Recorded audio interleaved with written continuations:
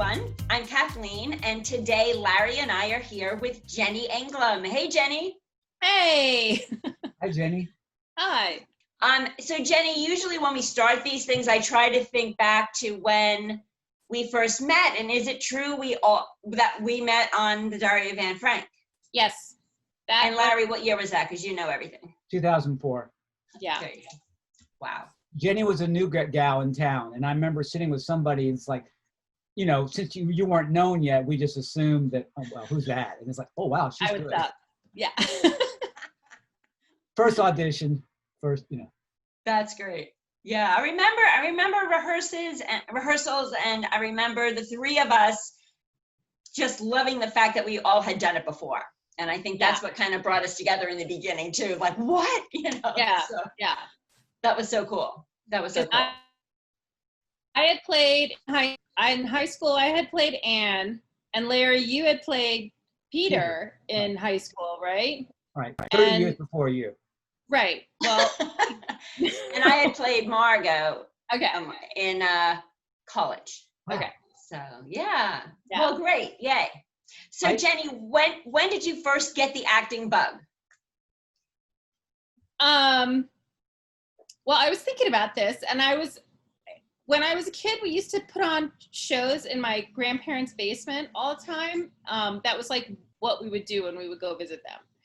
And we created these tremendous sets because my grandparents' house was like an antique fair and a museum. And so we would just collect all this stuff, and we would create these incredible sets with plants and props and all kinds of stuff, so that when the curtain opened, which were, bed sheets, we had to hold for like 5 minutes while they exclaimed about all the stuff that we had pilfered throughout the house. And anyway, it's funny to think about. But and I was Mrs. Santa Claus in 4th grade, and I was Thomas Edison in 6th grade.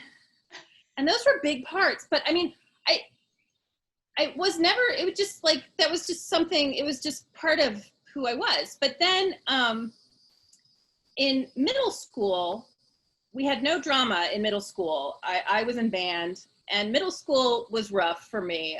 I was your classic 7th grade, dork. I got teased on the bus. I mean, the whole thing.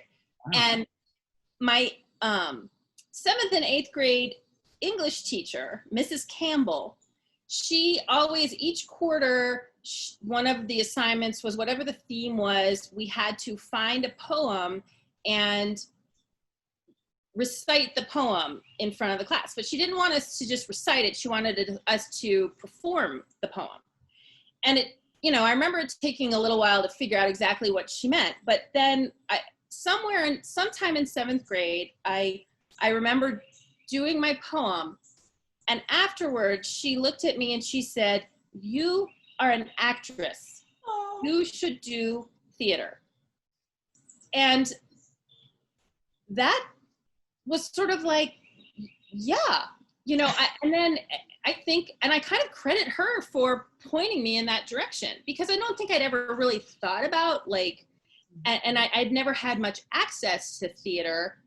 I didn't know anything about theater, so band was definitely on the way out anyway. And so then in 9th grade, at the first opportunity, I remember I enrolled in drama. They had drama in high school. And so I signed up for drama, and I auditioned for the first show that fall, and I got cast in that show, little bitty part. And then that was it from then on. So yeah. So Mrs. Campbell was she started it. I wanted to be the next Jerry Lewis, because surprise, right? That's great. So what was the first show you were in, either as a Richmond Spiders or after college? The first show I was in college was Little Mary Sunshine, which is a musical. Mm-hmm. And I was in the chorus. I was never anything but in the chorus in any musical, because I never thought I could sing. And and that was interesting. And then, but I was in shows every season in college. And then I took 7 years off after college, which is interesting because when most people kind of get going after they graduate from college, and I didn't. I started teaching high school history, and I just didn't feel like I had time to do plays, and so that kind of consumed my time. And then I met Greg, and then I moved, and then I had to get a new job there, and then I had a baby, and then another. But actually, and so I in between, after Andrew was born, the first show I did after college was Dearly Departed. And it's such a goofy, ridiculous show, but it was special to me because it was like my comeback, and I had a blast with it. It was just right? so over the top. And I played Suzanne, yeah. And I actually, I mean, not to toot my horn or anything, but I actually won an award, like a Memphis Theater Award from that show. And it's interesting because the director was very much like Haskell. He was sort of, I don't know, he had a lot of the same vibe, which when I auditioned at RLT, I immediately I just felt a connection, like with Haskell, like, oh, I can work for this guy. Like this is my type of director. So anyway, for what that's worth. But real quick, after you left Memphis, you came to Raleigh. Were you like bummed? Okay, I'm just starting to get my foot in the theater community at Memphis, or I have, and now I got to start over again. Yeah, well, I moved here, and I did 2 shows in Memphis, had another baby, moved here, had another baby. And so, there was so much life happening that theater was on the back burner. And then when Lily was not quite a year old, I saw that RLT was having auditions for Diary of Anne Frank. And I'm like, I love that play. And wow, I could probably audition for, Mrs. Frank or Mrs. Fondant. And so I was ready again. And so, yeah, I mean, that show, I showed up, I'd never been to the building before the audition. I remember having to get out the big map book that we had, before that was, we didn't have Google Maps, and figure out where I was driving to. I'd never driven into that part of Raleigh. I mean, we'd only lived here, I guess we lived here several years, but I mean, I was busy with my 3 small children. And so I figured out, where I was going and walked in. But I remember walking into the theater and being like, okay, this is theater. I know where I am, like that's, yeah, and not really knowing what to expect, but just and just getting up there and doing my thing. Yeah, and I hadn't read the sides because I just had gotten out my old script, and so the new play was updated, and so that was sort of surprising to me that it was different. Right. So yeah. Did you have a mentor anytime along your early years of theater? I think my high school drama teacher, I would consider her my mentor. Her name was Mrs. Fiedler, and she's the one who taught me what theater is. I didn't have a clue. Like that first play that I was in, I didn't know anything about stage direction. I didn't know any of the terms. I remember I didn't know what blocking meant. I remember they were talking about blocking, and I thought of blocks. Like I didn't understand.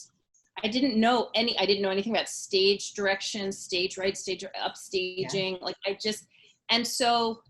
and she had an incredible work ethic. We rehearsed 5 days a week, 3 hours a day, for 8 weeks. which is pretty standard, but you know, I just assumed that was normal. And so it never was hard for me to, you know, and I knew you had to devote your whole life and soul. Like the only reason you couldn't go to a rehearsal is if you were dead, you know, like, so, We're having a baby. Well, yeah. And so she gave me that work ethic, and really taught me all of the different components of what a theater production is. So I would give her the credit as my mentor, I think. And have you ever gotten really great advice from anybody about acting? I think the best advice, and I don't know whoever said it, was just to be honest, that good acting is real. You're not pretending. It's not playing pretend. And even comedy is real. That you know, the real moments are funny moments, and real moments are poignant moments, and honesty is like, if you're not honest on stage, then you're not really acting. And that's what you gotta go for. I don't know who or how I learned that, but that's sort of, I don't know. I would tell other people. Yeah. Do you have a favorite theater or film actor? Well, my two idols are Lucille Ball and Carol Burnett. Yeah. And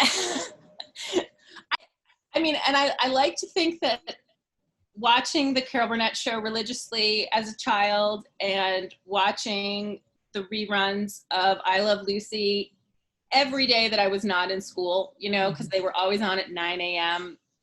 on whatever channel that was. And, you know, so all summer we always watched I Love Lucy. And anytime there was a day off or I was sick, I would watch I Love Lucy. And I would like to think that I sort of absorbed their timing and their ability, their facial, you know, their ability, their comedy. Like, that is what I think of. I mean, I know there are a lot of funny women out there today, but nobody as funny as those two women. Like they're the gold standard to me as far as true comedy. And yeah, nobody comes Talk close. about a second banana. Ethel Mertz, Vivian Vance, you know, I've already made this joke, like you'd write a book, I'm Ethel Mertz, because she was so great, but always a second banana. Mm-hmm. Yeah, I mean, yeah, she and who was it? Vicki William Lawrence Crawley. to Carol Burnett. I mean, Oh yeah. But yeah, like those, just the comedy in those two shows, just, I don't know. I don't think it gets any better. Right. Well, you are, I mean, you certainly have such amazing, poignant moments on stage, but whenever I think of you, I think of your comedic part, because you are so honestly funny. You just really are on stage. And I know Mark and I could watch you all the time because you're just hysterical. So I think you did absorb what they were giving. So that's great. That's great. Do you have a worst audition story? Or a bad audition? Yes. I mean, I know I've had lots of bad auditions because, I mean, my ratio of getting cast to auditioning is, you know, not great. But I'm thinking of one that was very recent and kind of like spun me into a midlife crisis. But and you'll be able to figure it out, but I'm not going to name names. I was auditioning for a Shakespeare play, and I decided to use a monologue from Comedy of Errors, which I had done in college. And that was probably my favorite role that I had in college, was playing Adriana in Comedy of Errors. And so I decided to use this monologue where she kind of bursts onto stage and like yells at the Duke, and then realizes that she's kind of overstepped and pulls back, and then starts to explain this whole thing that happened. And in college, I did it, the explanation was 16 lines in one breath. And it was, you know, it was a gimmick, but it, you know, so it builds and builds and builds and builds and builds. So I was like, I wonder if I could still do that again. And I did, but so I decided to do that for the audition because I thought it was sort of different, and you know, I knew that everyone would be auditioning for this play, and I was right. And so I decided to do that. Well, that works on a big proscenium stage, but the audition was in a very small space. And so I was only about 3 feet away from the director. We were not social distanced. So when I burst out with the initial outburst, he flinched, like, you know, like, and like I was invading his space, you know what I mean? Like it was this very honest flinch. And I was like, oh my God, you know, what did I just do? And so I went on with the whole monologue, but I just remember feeling like, you know, so embarrassed. Like I just screwed it up. You know what I mean? Like it wasn't right for that space. And it might've been okay had I been on a stage and he had been out in the middle of the audience, but that's not what it was. And so, yeah. So not surprisingly, I did not get a call back. And then I realized that the part I really wanted, I'm too old for, and anyway, yeah. It was horrible. You just never know. The director might have looked in and said, you just never know. It's always. Yeah. Well, I hate any audition where I have to do a prepared monologue. I feel like that is a shot in the dark. I never know what they want. Right. I always feel like I'm not picking it correctly. Give me a cold reading any day. Mm-hmm. Any day. Cold reading. Sight unseen. Hand me a side I've never seen before, and I will do way better on that than a prepared monologue that I have rehearsed for hours. I'd rather do a monologue. I hate monologues. Yeah. Oh, well, and there are a lot of directors that don't like monologues either because they say they're not really a true representation because the person's worked on it for a really long time. You want to see them when they're cold and fresh and you give them a direction and they have to take it. I would take that any day. I'm so much more comfortable in that kind of setting than a prepared monologue. Anyway. You might have already answered this question. So what is one of your favorite shows and why? That I've been in? Yes. Well, you guys know, I'm going to say it was Diary of Anne Frank. I mean, that show to me is still sort of my favorite because it was a great show. And for me, it was a comeback. It was an entry into a world that would be like a second home. And I made friends with people that, well, what do you know? How many years ago was it?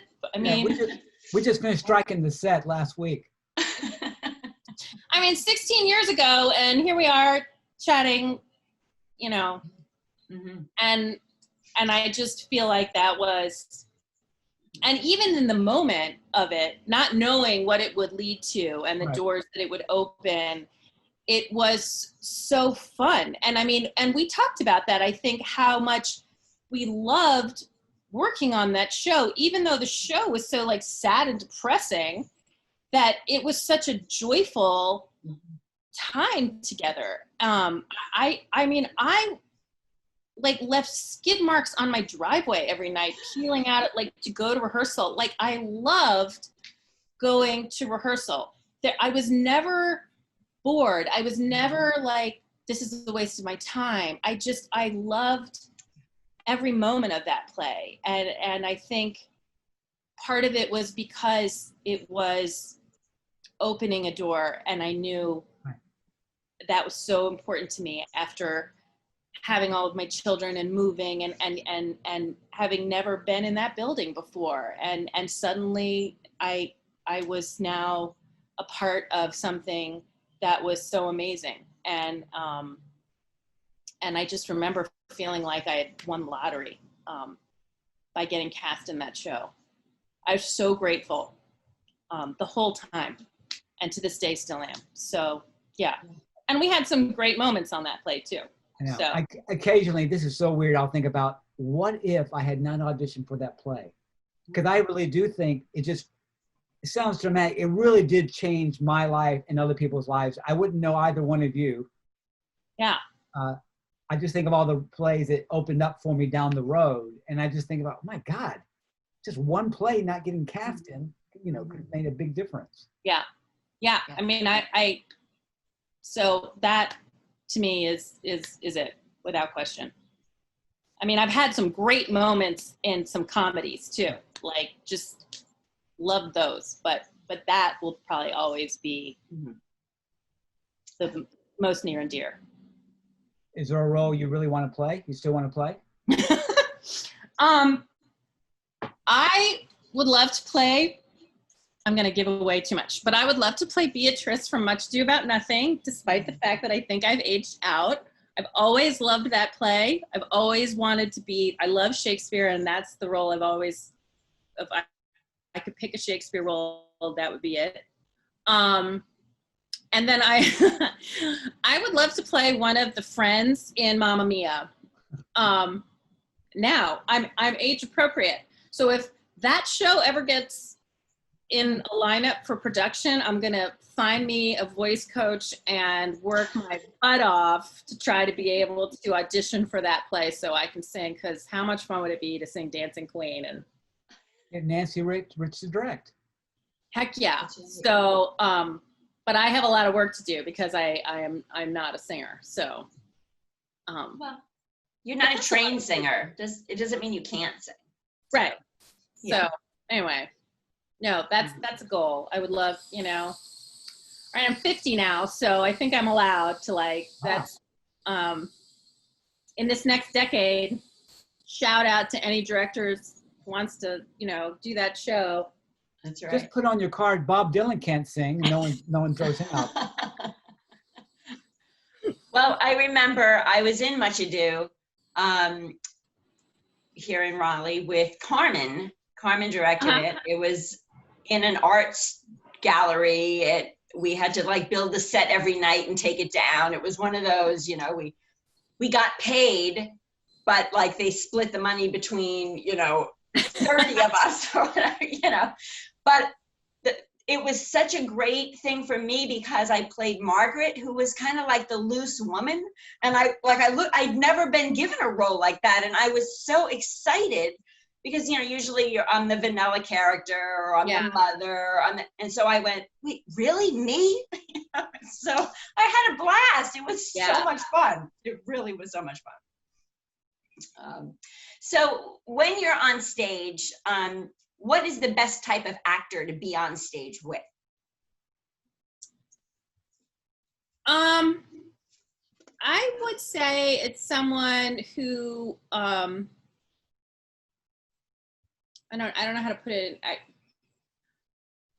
I guess someone who is trustworthy. And that doesn't mean, in a comedy or even a drama, it doesn't matter. I want to work with somebody who makes eye contact. That's so important to me. When I work with an actor and I'm trying to make eye contact with them, to make the moment real, and they're looking at my forehead or over here, over there, I'm just no, eyes on me. That drives me nuts. So hear that, everybody who's watching this. That's my big pet peeve. But somebody who will want to is okay with me saying, hey, I'm gonna try it this way, and when we do it this scene, I'm gonna try to do it this way, and maybe move this way or do that, and are you cool with that? And if they're sure, and who will let me play around during rehearsal. Mm-hmm. And try different things if it doesn't feel like it's true, however we're doing it. And I feel like actors that let you do that they're trustworthy. They'll let you experiment and have fun. And let me be like vulnerable, you know, and you feel like you can be vulnerable with that person on stage. That's best, you know, that they've got your back too. I don't know. Those are my favorite people to work with. Why would you want to act if you can't look at the actor's eyes? That's how you get your. I don't know, but I can't tell you how many times I've been in shows where they don't look at me. And I don't understand that. I just don't, that's just, to me, I don't get it. Why? One thing that's great about our little troupe that we have is that I feel like everybody does that and we all trust each other. Everyone, like, that's makes it so great. Well, we recently interviewed Kevin Ferguson, and he was talking about Cardinal Gibbons. And Larry, you'll remember this, but because it really was so funny. He said that every once in a while they have an athlete that decided to be in the show, and after the process is over, the athlete would say, wow, if my team trusted each other as much as actors trust each other, we'd be a lot better, you know. And I thought, oh, that warmed my heart so much, you know. Yeah. When Kathleen asked me that question, I just said actors were shorter than me, so. He said the eye contact too. That was the first thing you said, was look me in the eye. Same thing, Larry. Yeah. Yeah. We all have best moments on stage. Can you give us one of your best moments and why? You've had a lot, we know.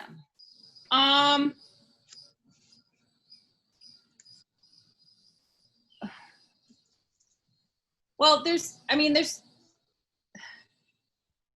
I could say, you know, obviously the first thing that pops to my head, Larry, is our monologue from the end of Diary of Anne Frank. Probably my greatest, probably the realest moment ever. But not to keep harping on that, there's been a couple of times in comedies, though, where I think my favorite thing, and it's like such a rush, is, and this happened a few times in The Man Who Came to Dinner, and a few times in Don't Dress for Dinner. Something about dinner. Where when you're in a scene and it's your reaction that gets the laugh, not the line. And when I get those, I feel like the audience is just eating out of my hand. You know, like I feel like I can be like, here, have a little more, you know, and because I just feel like that's when the audience and you have that connection, and that's that live theater moment that, you know, where you can hear the laughter rise and fall based on your facial expression. Right. And somebody else is talking, but it's you know that you're controlling the audience, and no offense to the person who's saying the line. Right. I think in lots of, you know, the playwright isn't trying to get the laugh on the line. They're trying to get the laugh on the reaction. So the person delivering their line is doing their job correctly too. But to me, as an actor, getting those laughs on a reaction is more fun than when you just say the line and get the laugh. Like, to me, that's a bigger challenge, and it's always just sort of a rush to get those. How about our slaps in our shows? Yeah. So what is one of the funniest things that ever went wrong on stage? Well, when the power went out, when we were doing Moon Over Buffalo, we continued to do the show in the dark, that was, I don't know if that was funny though. It was more just crazy. And how long did you continue? Oh, that's right. You did the whole rest of the show, right? We did almost a full act. Right. We almost did the entire second act. I think we were about 5 or 10 minutes into the second act when the power went out. I've never gotten such an enormous standing ovation in a show as we got at the end of that show. it was crazy. I mean, and if it hadn't been a matinee, we never could have done it because there were like 3 flashlights, but it was mostly the light coming in from the doors on either side of the theater. That was crazy. I mean, and literally, I remember at one point going, ding-a-ling-a-ling, like to me. And I think I was on stage. Like, I think I was like, oh, my cue is the phone. And so I was like, ding-a-ling-a-ling, and then I pick up the phone, you know, like it was crazy. And, you know, there was the whole thing where the set was supposed to rotate and fold, and then it was supposed to be the Private Lives balcony, and we didn't have any of that. So, and I was like, so when this happens, then we're all gonna pretend it's the balcony, you know, and I was telling everybody in advance because some people were sort of like, they didn't know what to do. And I was like, somebody needs to take charge. And so I remember walking out and being like, okay, we can keep going or we can just end right now. Do you want us to keep going? Because we'll keep going. And they're like, whoa, you know, so I was like, okay, so here's what's gonna happen. You know, we're gonna back up to the phone call and then we're gonna do this. And then we did it and it was great. Another funny thing that happened, I don't know if you guys even remember this, but it really actually happened.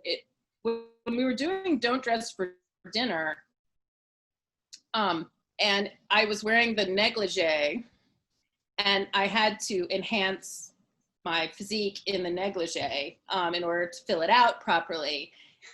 But we also had the note, remember that, you know, the receipt or whatever it was tucked, and I had it tucked in my bra and on stage, and I reached down to get it, and as I pulled it out,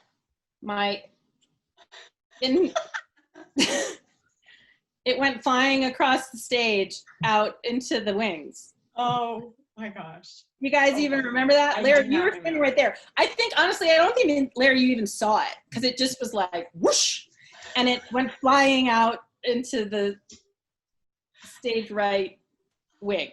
And I was like, I think my fake boob just went flying out of my... Oh, that is great. That is precious. Wow. Stage and collected it and tucked it back in. And I do remember in Diary of Anne Frank, we had to do a quick change toward the end for the silhouette shots. Uh-huh. You missed it one because you just could not get out of the costume quick enough. I guess that wasn't funny. Oh, yeah. Yeah. Like something happened. My blouse was all twisted and I couldn't get it on. And so I just missed that whole... I don't remember. Yeah. I don't know. Huh. Jenny, if you couldn't be an actress, what's something else you'd want to do in theater arts? In theater, other than being an actress? Well, I mean, I directed the last couple of years. I've helped direct the middle school musical at Mary Magdalene, and I had never wanted to direct. I had never had a desire to do that. I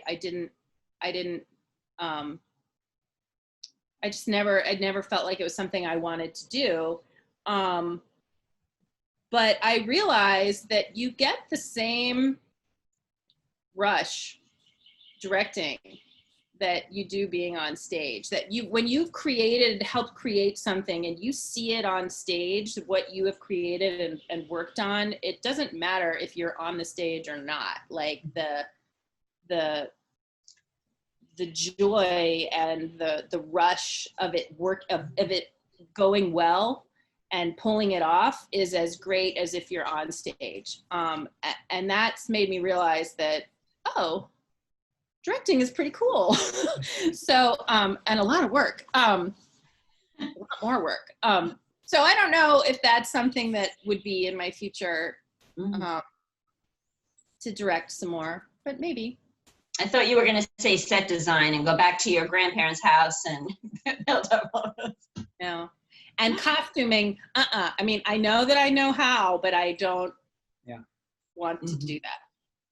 Yeah. So. If you could go back in time and talk to the younger version of yourself when you first started acting, what advice would you tell yourself? I would tell myself not to worry what other people think. Let me write that one down. Larry. I think I didn't take as many risks in auditions because I was worried what people would think of me playing that particular role, or if if the role was not anything like who I am as a person or what I might believe, and I would be afraid to do it. I think in the past I might have been tentative to do those roles. That still affects me to some degree, but I think when I was younger, I don't know. I would just say, don't be afraid to take the risks. Just take the risk. Just go for it. Don't worry about what other people think. But stay true to yourself. I don't know. I don't know. I don't have regrets. I mean, I wish I could have auditioned for plays in my 20s more than I did, but I don't regret what I have in my life. So I don't really, I wouldn't want it to be something different. So I think it's all worked out pretty good. I sometimes look back and think, why did I think I was right for that role? Years go by, you really want a part and you struggle and you don't get cast. But like 5 years later, I go like, I wasn't right for the part. Yeah. Why didn't I know that? I mean, I've always when I don't get cast and I'm disappointed, I always think, well, usually it's obvious later down the road why I didn't get cast. So, but it still hurts my feelings, Oh, yeah. My feelings are always hurt when I don't get cast. So I know. I mean, Mark would always say, "Leave your mother alone. She'll get out of it in a few days." I know. So it always stings. Yeah. But I am, I don't know. What's the first thing you want to do when we get out of this dilemma and we can go out and see people and not wear masks and stuff like that? And well, it's not for me, but I want my 10-year-old to be able to be a 10-year-old with other kids. I want him to be able to play with a group of kids and tackle each other and jostle each other and laugh in each other's faces and spit food in each other's faces and paw all over. They all just touch each other all the time. I just want him to be able to be a kid, not this weird dystopian kids have to wear masks and stand 6 feet apart from each other, because that is not how kids are meant to behave. Right. And it is heartbreaking. Yeah. And you catch red eye from your kids and So I want him to be able to be a kid in every sense of the word again. That's what I'm looking forward to. Oh.